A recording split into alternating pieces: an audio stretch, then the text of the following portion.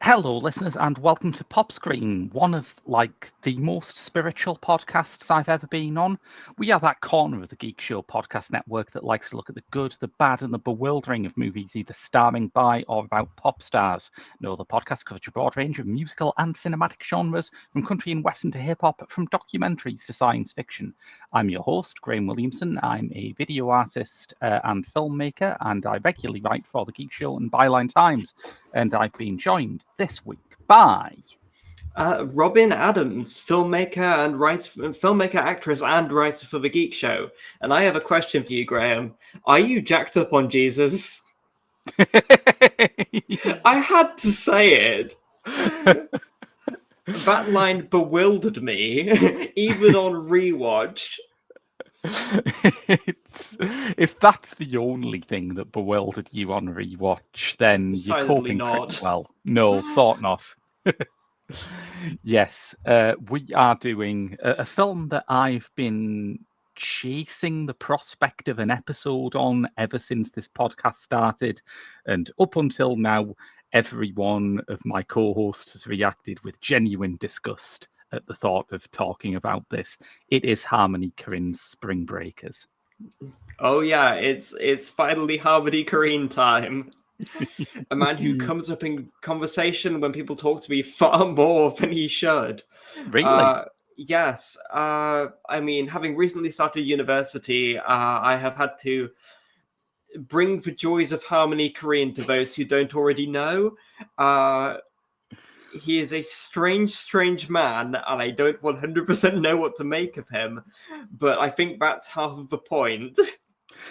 I would agree. Yeah, I mean, at least you're sending all of your course mates and flatmates home with stories about living in the bad district of Manchester where people push Julian Donkey Boy on you without warning. Oh, it's true. And trust me, that was my real experience in Manchester one time. That was how I ended up watching Julian Donkey Boy. That's how I ended up watching Werner Herzog drink cough syrup out of a shoe.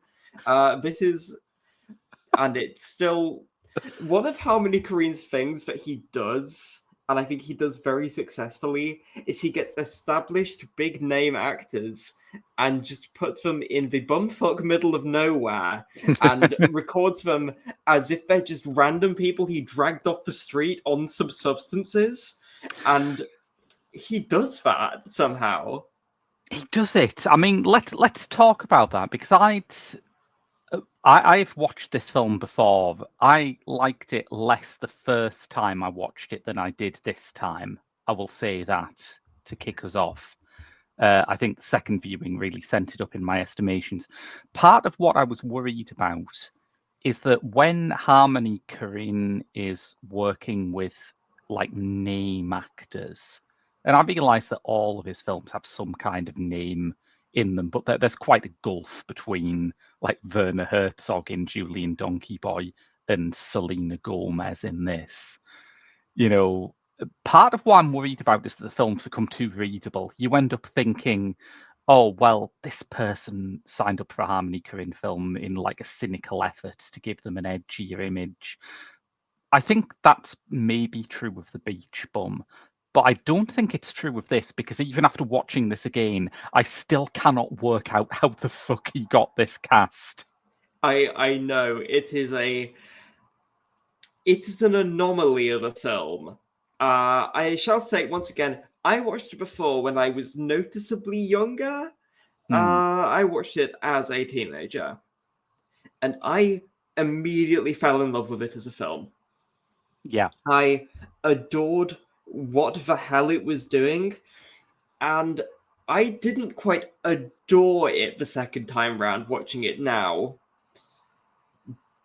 And to begin with, I mean, I was watching it thinking, this is good. This is good, but I'm trying to figure out what I saw in it. I mean, I could see bits of it. And by the end, I was like, no, yeah, I see what I saw in this film, and I do still see about like 90% of that, because it's a really, really, really solid film that does a lot of very strange and interesting things, and it ends up being one of the more bizarre films to receive a wide release that I can think of. Yeah. Because like I say, you know, I can easily see why a bunch of former Disney Channel stars would do a sort of sexy crime movie. That's a well-trodden path. What I can't understand is how they ended up doing it with someone whose previous film at this point was Trash Humpers. It was Trash Humpers. And you can see the through line somehow from Trash Humpers to this.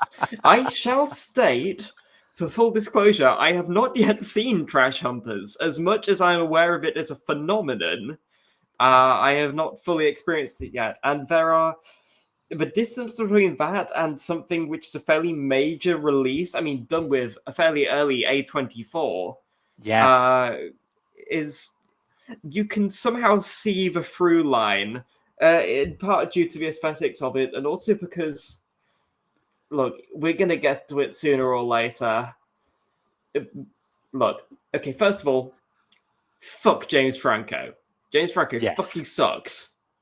Yeah. Which is such a shame, because he plays one of the great grotesques of the 21st century in this film, in what is one of the most bizarre and unsettling performances I have seen in a while. It hurts me how good he is in this.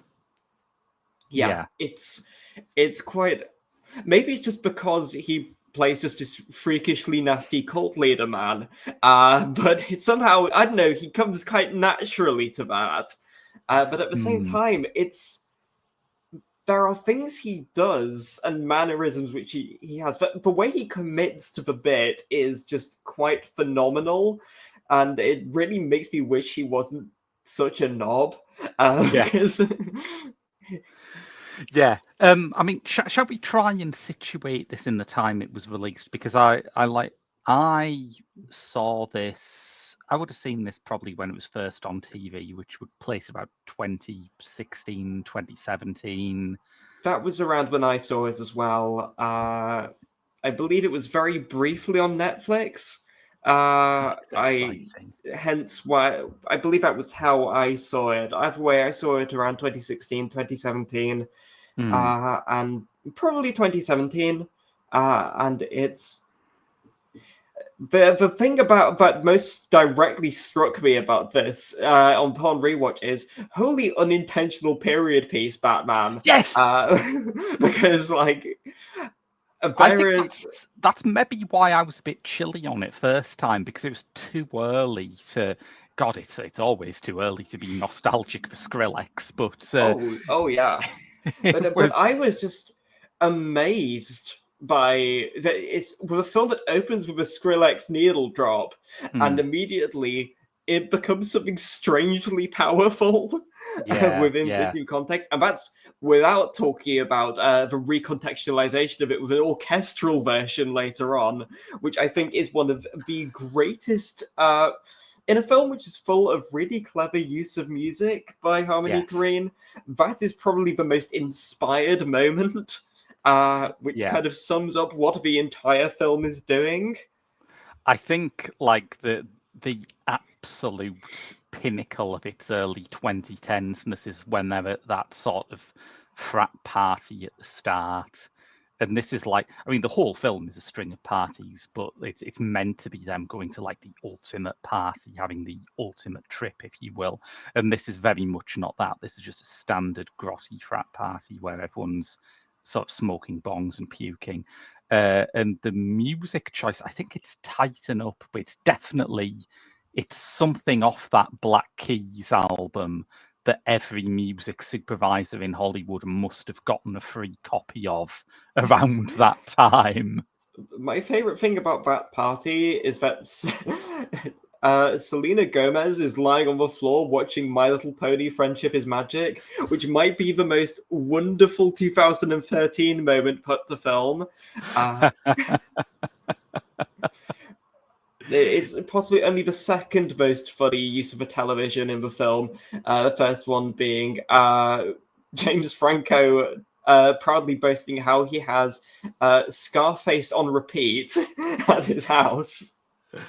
That is in what I think is probably the film's most lasting sort of pop culture moment, which is the "look at my shit" monologue.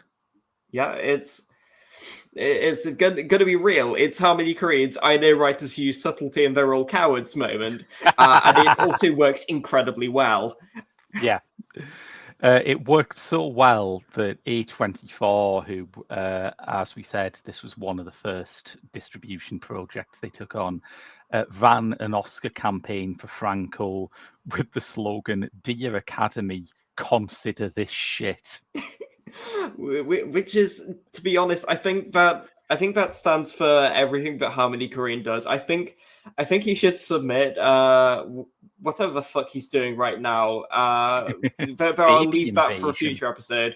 We're talking about he should submit Baby Invasion for like Oscar consideration and just have it be a large printed piece of paper that says "Dear Academy, fuck you." And I think, and to be honest, at this rate, that's kind of basic poser shit by his standards. Yeah. But maybe it would be appreciable if it gets stale enough to the point that it's funny. I mean, that is the kind of discussion you have to have when you're talking about Korine. I read a few reviews of this from the time, including a Sight and Sound article by the great music critic Simon Reynolds, which sort of it argues itself very well. It argues its corner very well, and then it just slightly swerves and misses the ball at the end, in my opinion, because he ends up giving it that review that David Cronenberg and John Waters get, which is just say, "Oh, this isn't shocking anymore." And it's like, well, there's a part of Spring Breakers which is not meant to be shocking. If you look back at Gummo, which is about people doing bizarre things in destitute conditions, the criticism Gummo always got was that this is like a freak show. And Spring Breakers is not a freak show. We are looking at not perfect bodies in a beautiful beach, listening to the hippest music of 2013. The fact that it starts to seem grotesque is kind of the point, but it's not a grotesquerie that's achieved through showing grotesque things. It's basically saying, "Oh, look at James Franco's existence aside." Yeah, from that. But, it's saying, "Look, hey, America, you like this shit, don't you? You like tits, you like parties, you like dubstep. I'm going to cram this down your throat." It's, as a sensory experience, Spring Breakers is just so full on. And that's one of the things I appreciate most about it. And the way it mixes the media that it works with, the cheap digital camcorders and old phone cameras that capture just random bits of action all the way throughout, the way it switches between video formats, and the color, it's always oversaturated. Yes. And it's kind of, it's wonderful because it's not even an exaggeration of the aesthetic. It's the aesthetic in its purest form. Yes. Yeah. This is basically what happens if you get like the aesthetic of some shitty like Girls Gone Wild video of, the Electric Daisy Carnival floats and ask Gaspar Noé's cinematographer to shoot it. Genuinely, that is thoroughly the vibe it has, and that's probably not a coincidence considering Harmony Korine and Gaspar Noé appear to hang out fairly often. Imagine the conversations. The conversations resulted in baby invasion, so we'll see how that turns out. Oh, really? Genuinely. Oh, that's good. I didn't know that. That is the contextual detail worth mentioning. Gaspar Noé was directly involved in the creation of that film. But but Wow. there's one of the most... Where was I going with this? I don't know. I feel like the characters itself, we've gone down a dark path we did not intend. We've Gaspar Noé was mentioned, and it's just immediately Scrambled you. scrambled. Yeah. They got me. Yes, we're on that Enter the Void shit now. Let's talk about some of the other cast members, because of course a huge part of the conversation around this was that, you know, this is Selena Gomez, Ashley Benson, and Vanessa Hudgens as you've never seen them before, and it's kind of interesting to look back on that now. I mean, particularly now, this is probably not even the most problematic Selena Gomez film we could have done for pop screen. Undoubtedly. Please refresh my memory as to what else they have been done for pop screen. Where we could have done Amelia Perez is what. Oh, that's a good point. Around. That's a good point. I'm completely somehow I have memory hold, as the Academy did for the most part, the existence of Amelia Perez. And trust me, if you try and get me on for that, that's a hate crime, Graham. That's not allowed. But I'd do it. Yes, yeah. She has this sort of quite Carnival that I think is deliberately playing with her image as the one with like the biggest, even back then, the biggest career to protect. She is. Indeed, and it plays on that to a wondrous degree. To one of my favorite points of the police are here. One of my favorite... You mentioned Amelia Perez, and they have turned up to arrest us. One of my favorite details thematically, which the film plays into, is just a brief... Well, it's a large element of her character, but it's the fact that she's Christian and comes from this mega church type community with an enthusiastic pastor who famously says the lines, "Crazy Keith, are you crazy for Jesus? Are you ready to get jacked up on Jesus?" And it makes direct connections between kind of the states of ecstasy at these mega churches and kind of the frenzied states people end up in with the experience of being at spring break. Yeah. And the way that it directly portrays spring break as not just an event, but as a kind of bizarre state of being for the youth of America where people transcend planes of reality is fascinating. I think there is a lot of very deliberate stuff in the setup. I think the film is like loosely plotted and excessive enough that people miss a lot of the things that Korine is slipping under the radar like that, which is like, it's a point that people have made before. There's a reason why trance music is called trance music.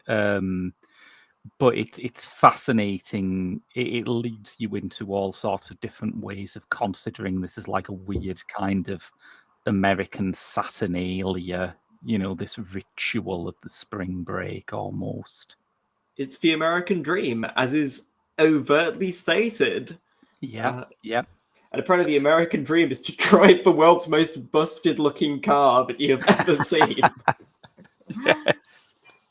One thing I hadn't remembered before this rewatch was the car.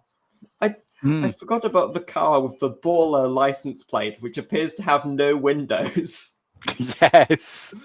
I mean, it may not be the American dream, but it is very specifically the Florida dream, I think.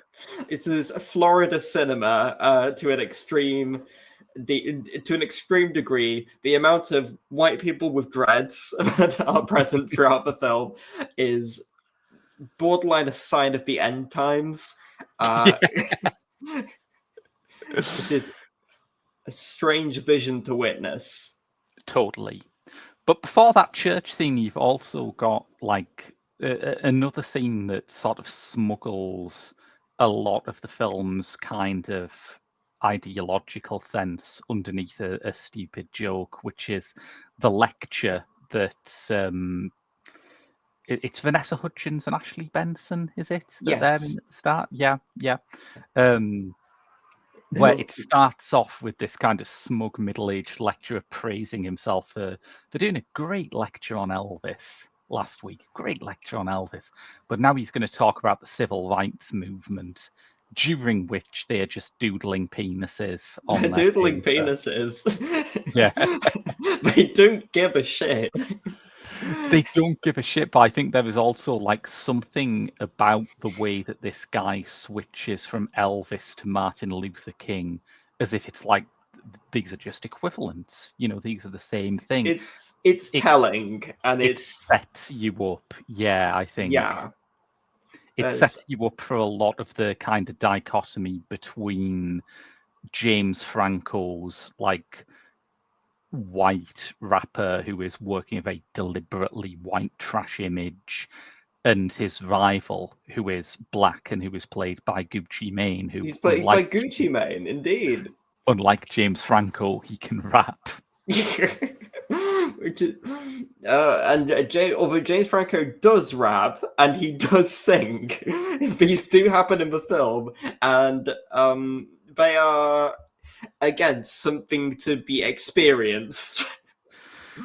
As you say, the commitment of it is the spectacle. It's like there is not a single point where he appears to be concerned about basic dignity and, you know, grudging respect for that.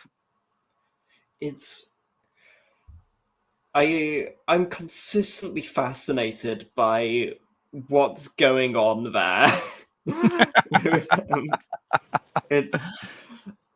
It's truly confounding as to what's going on with that performance. I'm consistently fascinated by the fact that his name is Alien. Yes. And you'll be convinced he is by the end, because there is no way a real human being would ever get to this extent of just being completely detached from whatever reality surrounds him. Well, I love that name Alien because, as you say, he does seem to have come from space, but also it's like I have a big collection of 1990s 40 times that I fairly regularly go back to every time I need to be reminded about what's pure and wonderful in this world. Agreed. And one of the things that advertisers thought every reader of 40 times in the 1990s would want to buy is a poster showing a grey alien smoking a big joint. That was like That's him. That's him. him. Yeah. He is the grey alien from 90s 40 times. But somehow we got the 14 into this. Somehow this happens. And that's not too far of a stretch to make. Because another thing which fascinated me, particularly in the early stretches of the film, is how, first of all, there are elements of the score which sound like the Silent Hill soundtrack by Akira Yamaoka. But secondly, there's a degree to which, in sequences depicting the end of the kind of college semester before the spring break, it really revels in liminal spaces. And Yes. this was the liminality of American architecture, and I was kind of fascinated by that.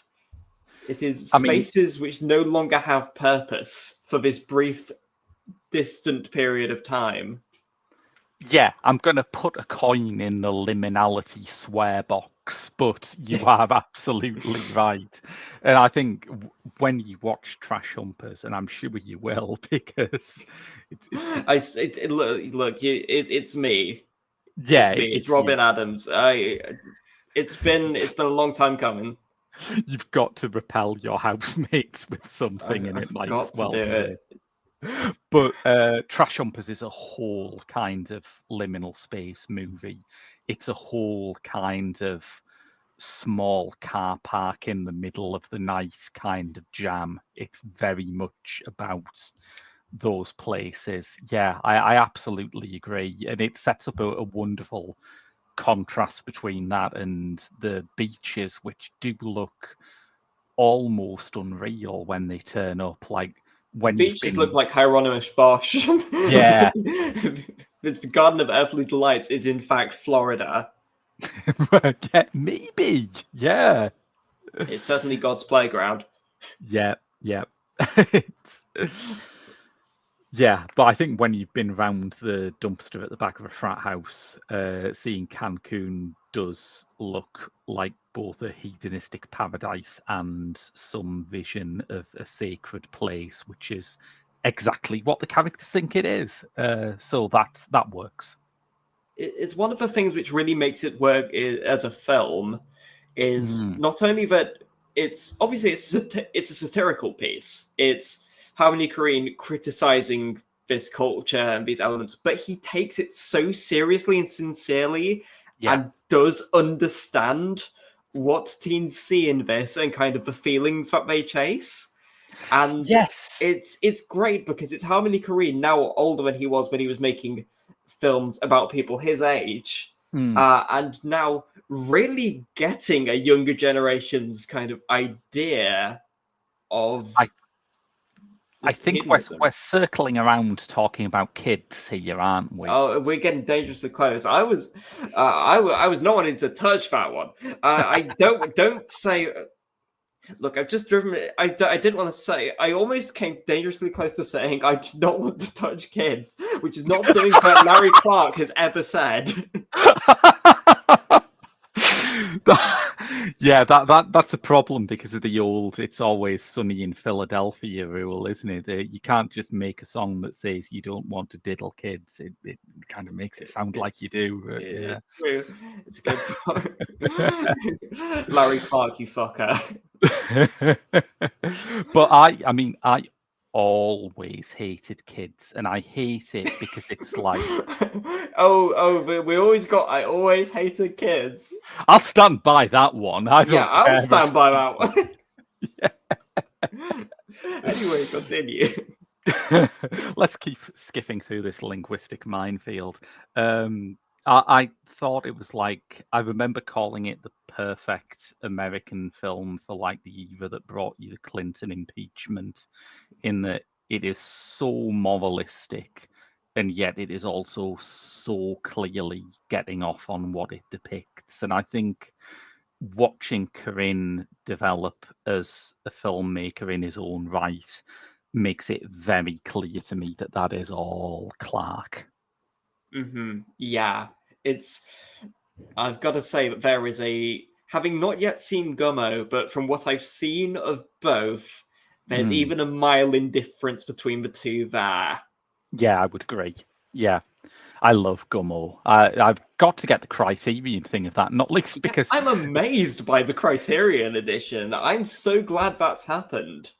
I mean, as insane as the idea of Gummo on Criterion is, that it becomes even more boggling when you realise that the extras include clips from Fight Harm.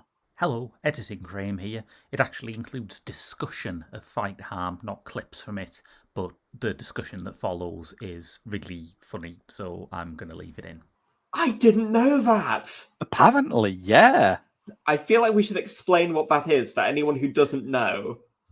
In 1999, Harmony Korine started work on an unfinished and never to be finished project called Fight Harm, whose premise was very simple. He would go around various towns, he would pick fights with someone much bigger than him, and he would lose.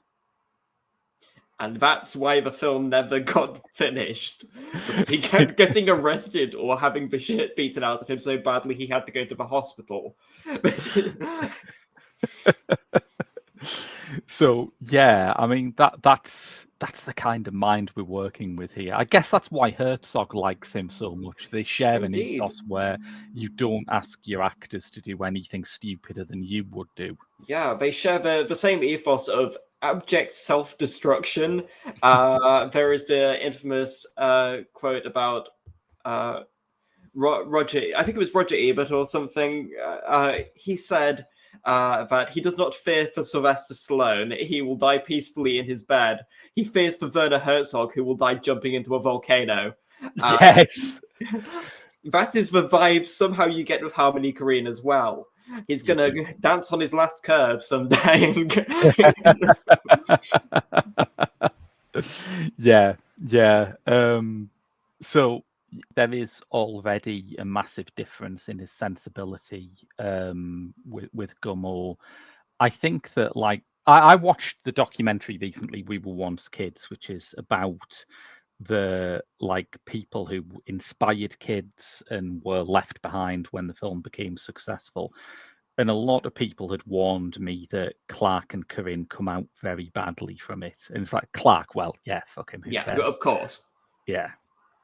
Korine, I felt like I can understand someone watching it and thinking this guy is an absolute fucking poser. And I think he would be if he was asking you to judge him by, like, the metric of how we judge realist artists making shocking exposés of social problems. Like, by those standards, he is not a serious person. Oh, But no. I think as soon as he got out from under Clark's wing, it should have become obvious that he never wanted to be that person. To be honest, half of what he seems to want to do is do a bit, which I appreciate to so many levels. Most of what Harmony Korine does is, let's get people to all wear these costumes and just go out and just, like, scrap in public. I'm gonna wear an old man mask and just, like, stumble around the middle of Havana asking for help. And he did that. He did that for real. Yeah. He had another unfinished project where he said it was just inspired by a guy he used to see walking around in a dollar bill outfit. Like, I can't even imagine that, but that was the starting point for a movie script. No, if anybody was going to do that, it would be Harmony Korine. Yeah. Imagine sending him to a fancy dress warehouse. He'd have, like, whole franchises ready for you by the time he got out. He'd have whole franchises. We would have an insane quantity of Hot Dog Man movies. The amount of Hot Dog Man movies which would exist would be horrifying and would forever destroy cinema, and I would thank him. Yeah. It would destroy cinema, and he would make a public appearance and say, look, we're all looking for the guy who did this. We're all looking for the guy who did this, exactly. Yeah. I wish Tim Robinson needs to be in more films so that we can somehow get him to co-star with a musician. Therefore, we can get some film with Tim Robinson in on here. Screen. Yeah. We'll have to see if there are any musicians on the cast of Death of a Unicorn, because he is in that, I have found out, which is already one of my most anticipated films of the year. Yes. I don't think we can wrangle it on because of the presence of Richard E. Grant, even though he did once record Hamlet's To Be or Not to Be speech for use on a house track. That is wonderful, and I did not know that.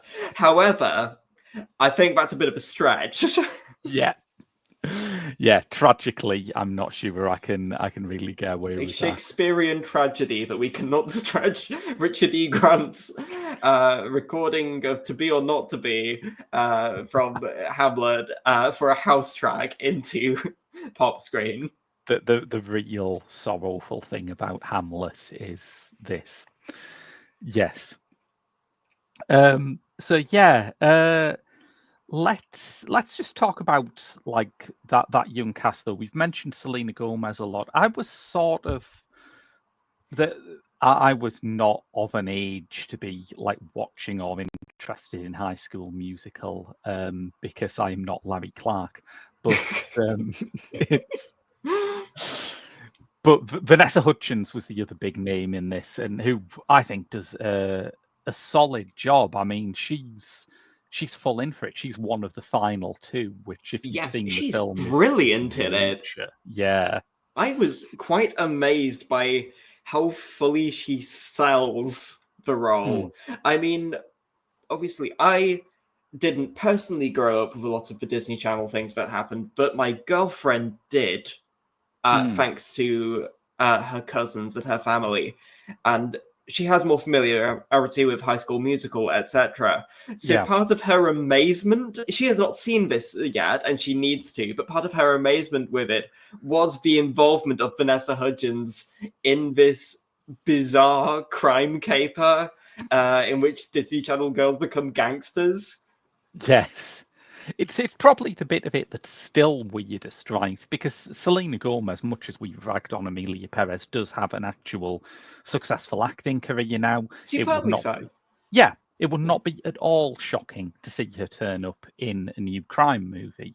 It's just a bit weird to see her in this one. But In this Vanessa specific Hudgens, insane one. yeah, Vanessa Hudgens still, I think, is a very surprising presence to be in this. Surprising presence, especially as how naturally she fits into it. Totally, yeah, yeah. And Ashley Benson, I could not tell you Indeed. the first thing about. No, but again, Also good. also good. Yeah. There's a bunch of phenomenal performances in this. Yeah. Everybody just delivers a very good turn in the film. Everyone has to embody a certain thing. It's not an easy thing to sort of. I think if you weren't vibing with the film, you couldn't sort of point someone towards it and say this is great acting, because it's great acting in the same way that the performances in the Texas Chainsaw Massacre are great acting. They deliver exactly what that movie needs. That's a good comparison. It's also considering both films are at absolute fever pitch. Yes. Consistently throughout their runtime, and in slightly different ways, but there's a similar degree of chaos. There's definitely less twerking in the Texas Chainsaw Massacre. Less, but there are only mildly less ass shots in the Texas Chainsaw Massacre. One of which ends up being one of the greatest shots in a film ever made. So, which one? Are you her walking up to there? the house when we first see the house from Texas Chainsaw Massacre. Yeah. Consistently amazed by the color on that shot. Yeah. I've forgotten who it was who was the cinematographer on that, but that's getting wildly off track. But it's like this isn't, if your like sole metric of great acting is, does the performance run the gamut? Does it have emotional range? Then this isn't going to be your thing. But is it like, does it absolutely embody what it needs to be with not a single wink at the audience or break in the reality? Then yeah, it does that. Yeah, indeed. It's everything contributes to this kind of ecosystem of cinema that is being this petri dish film, which is the kind of cultures being grown by Harmony Korine that become the general overall tone and vibe of Spring Breakers. He does make impressively mouldy films when you put it like that. That's great. I think that's the best way of describing it. Harmony Korine just makes things out of weird bacteria that digital equivalents of bacteria that he has just found and has decided to grow into whatever strange films he can. Yes, and he was talking about this film before it was released as coming from a sort of desire to want to do a less narratively driven film than before, which I think is hilarious because Indeed. Gummo is not the Maltese Falcon. It's not a plot-driven film, It's hilariously Spring Breakers might be his most plot-driven film, which is the strangest thing to think about if that was his intent. But it seems to have opened up a new channel in his work. I mean, you mentioned yourself the Silent Hill style music.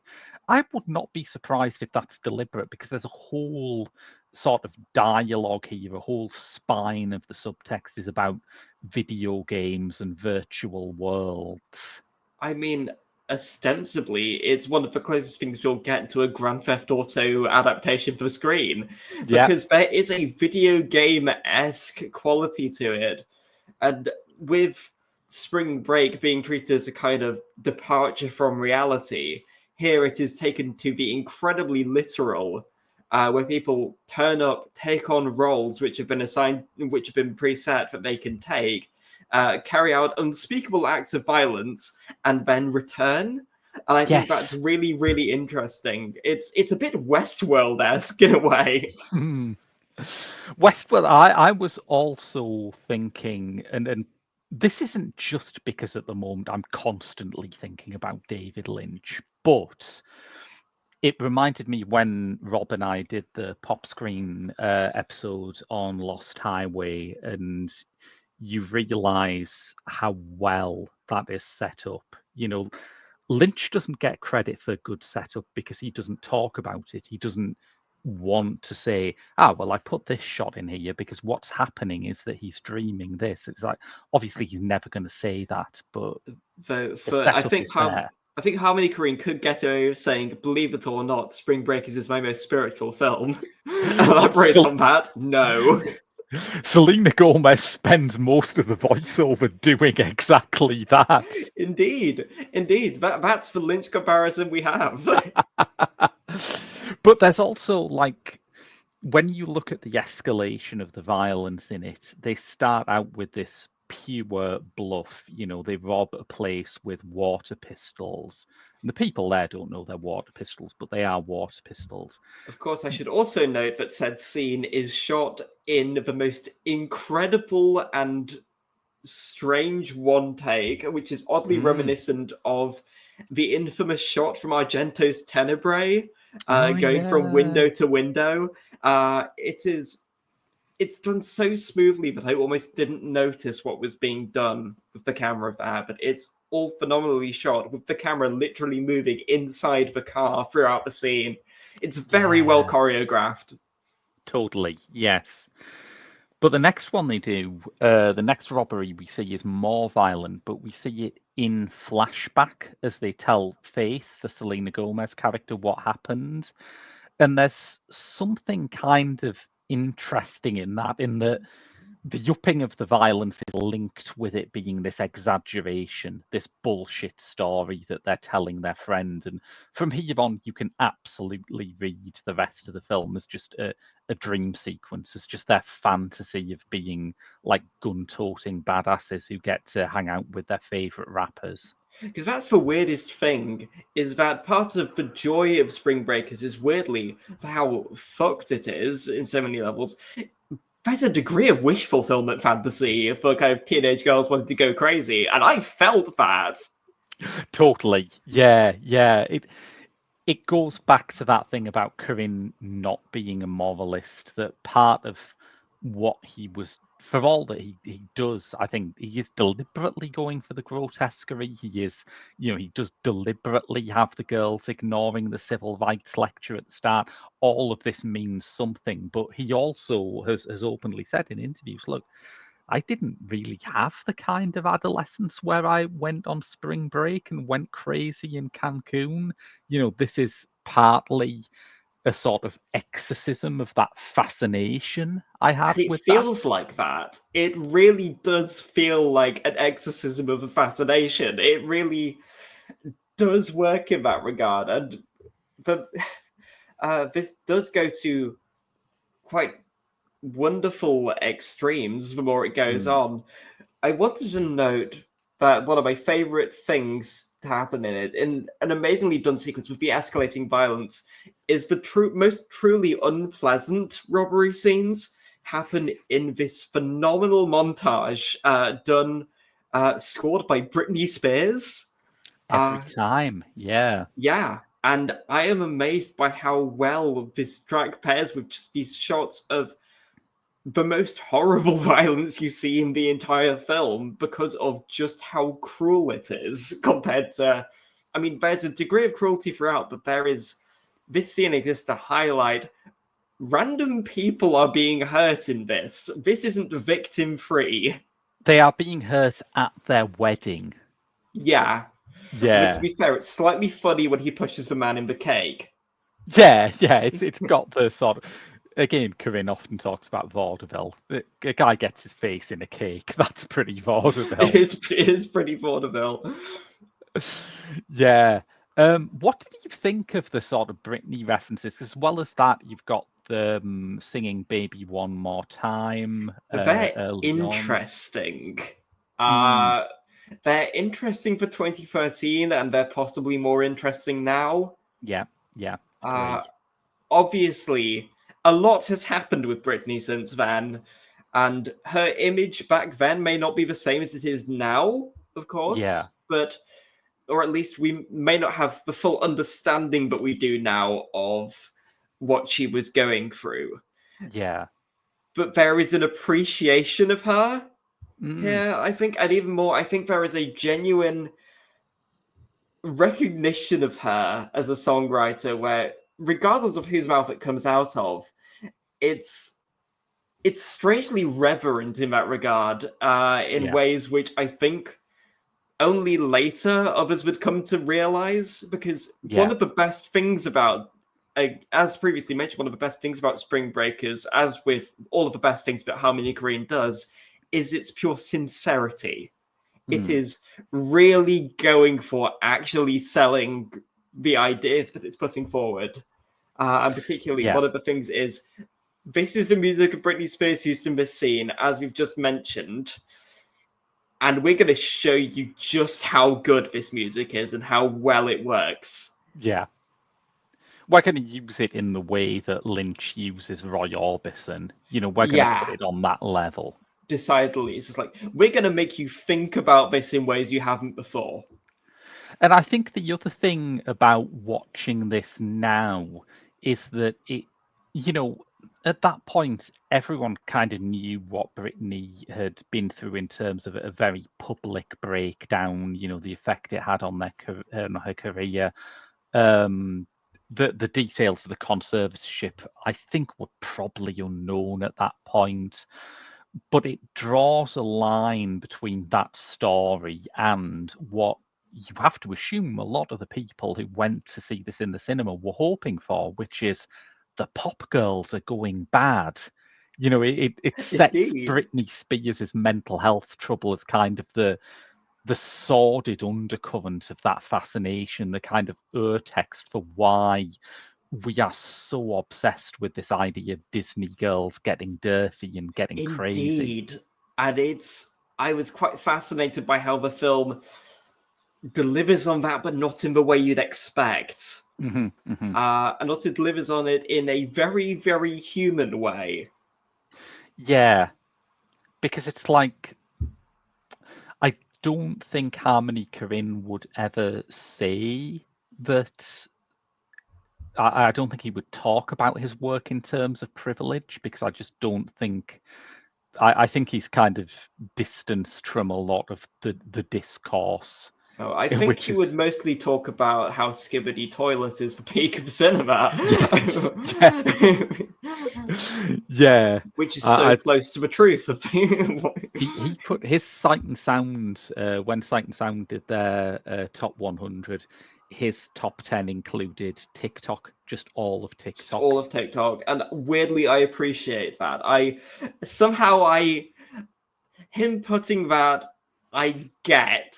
Yeah, yeah, yeah. If it was someone else, you'd think, oh come Someone else. on. If it was Scorsese, I'd lose my mind. It would be the strangest thing. It would be funny, but it would be the most unexpected thing ever. Scorsese would put all of TikTok at number 10, and the comment would be, I mean, it's still better than Marvel. I mean the amount of fake Scorsese lineups that I saw, where it was just the entirety of the past 10 years of Marvel films put on there. Although it's not quite as funny as the fake John Landis list, which is made being told by Who Can Kill a Child.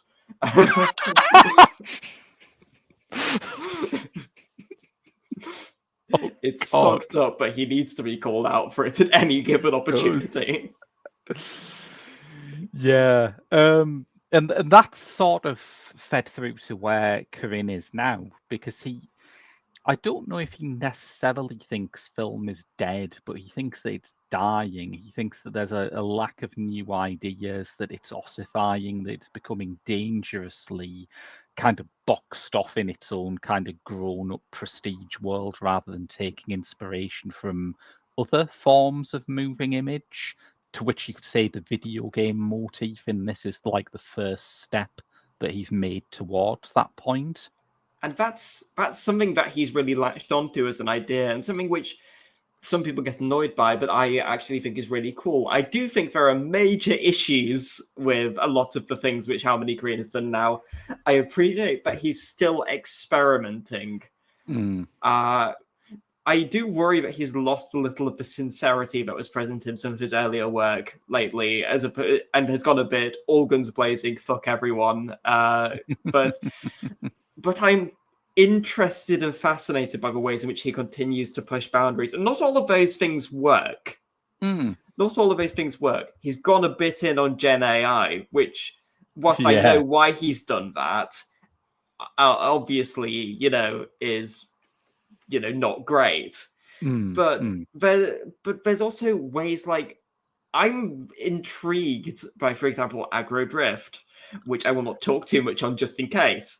I was going to say, we are heading towards creating a cliffhanger ending to this episode. We are really heading towards creating a cliffhanger ending. Yeah. Because I am fascinated by aggro drift's existence for numerous reasons, partially because he really goes all in on the video game idea, which he sets up in Spring Breakers by basically making a video game on film. And also just the bizarre nature of the infrared visuals, and also the morbid curiosity of some of his casting. Yes, morbid is a pretty good word to use in connection. It's a specific choice of word. Yeah. I think whatever he does with his new streaming platform, I will forever admire two things. Firstly, that it's called EDGLRD. I like that.